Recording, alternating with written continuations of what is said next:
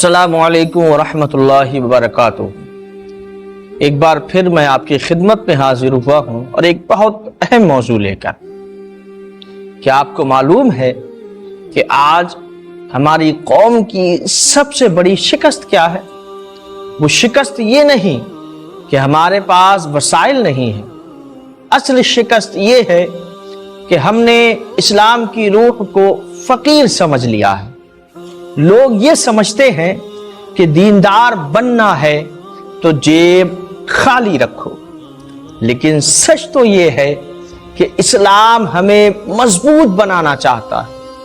آج کے دور کا المیہ یہ ہے کہ انسان دنیا کمانے کے لیے تو صبح و شام تک دھوپ میں بھٹکتا ہے، لیکن مسجد کی حاضری کے وقت سستی دکھاتا۔ وہ بھول گیا ہے کہ رزق میں برکت اللہ کے ساتھ تعلق سے آتی ہے۔ آج میں آپ کو تاریخ کے وہ واقعات سناؤں گا جو آپ کی سوچ بدل دیں گے۔ حضرت عبد الرحمن بن عوف رضی اللہ تعالیٰ عنہ جب مکہ سے ہجرت کر کے مدینہ شریف پہنچے تو ان کے پاس کچھ نہیں تھا، وہ بالکل خالی ہاتھ تھے۔ جب وہ مدینہ پہنچے تو ان کے انصاری بھائی سعد بن ربی رضی اللہ تعالیٰ عنہ نے اپنی دولت کا آدھا حصہ پیش کیا۔ آپ نے کیا کہا؟ آپ نے کہا، اللہ آپ کے مال میں برکت دے، مجھے تو بس بازار کا راستہ دکھا دو۔ صرف اتنا ہی نہیں، مکہ سے نکلتے وقت ان کے ساتھ کیا ہوا؟ جب وہ مکہ سے نکلے تو مشرکین نے ان کا پیچھا کیا، ان کی ساری دولت اور جائیداد لوٹ لی۔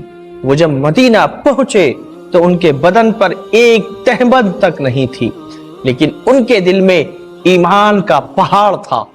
انہوں نے سفر سے شروعات کی اور اتنے بڑے تاجر بنے کہ مدینے کی معیشت ان کے دم سے چلتی تھی۔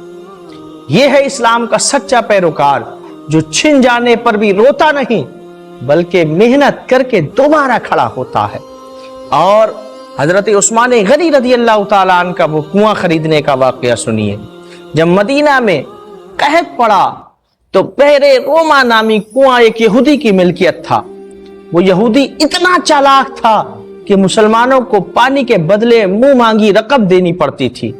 جب آپ رضی اللہ تعالیٰ عنہ نے اسے خریدنے کی پیشکش کی تو وہ یہودی نہیں مانا۔ پھر آپ نے ایک چال چلی، آپ نے اس سے آدھا کنواں خریدا۔ شرط یہ طے ہوئی کہ ایک دن پانی یہودی کا ہوگا اور دوسرے دن عثمان غنی رضی اللہ تعالی عنہ کا۔ آپ نے اپنے دن مسلمانوں کو مفت پانی دیا، جس کی وجہ سے لوگ اگلے دن کے لیے پانی ذخیرہ کر لیتے تھے۔ یہودی کا پانی اگلے دن بکتا ہی نہیں تھا۔ آخرکار وہ یہودی تنگ آ کر بولا، عثمان میرا پورا کنواں خرید لو، اور اس طرح آپ نے اسے مسلمانوں کے لیے وقف کر دیا۔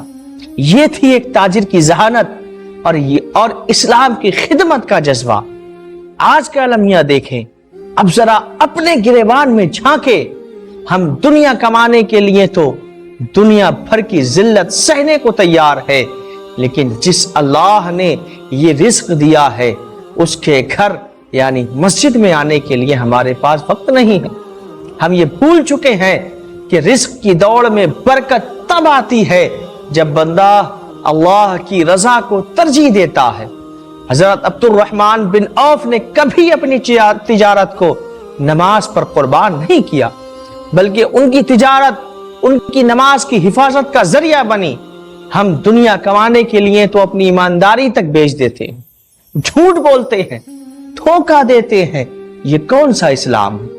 یاد رکھے، دنیا کماؤ، ضرور کماؤ، لیکن اس طرح نہیں کہ اللہ کی ناراضگی مول لو۔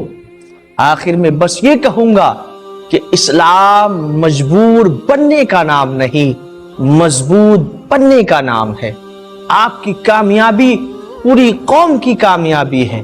اٹھیں، اپنی صلاحیتوں کو پہچانیں، ایمانداری سے اپنا کاروبار بڑھائیں اور اتنے کامیاب بنیں کہ آپ کسی کے سامنے ہاتھ پھیلانے کی بجائے दूसरे के हाथ भरने वाले बन जाएं, अपनी दुनिया भी संवारे और अपनी आखिरत का बैंक बैलेंस भी, ताकि कल क़यामत के दिन आप सुरखरू हो सकें।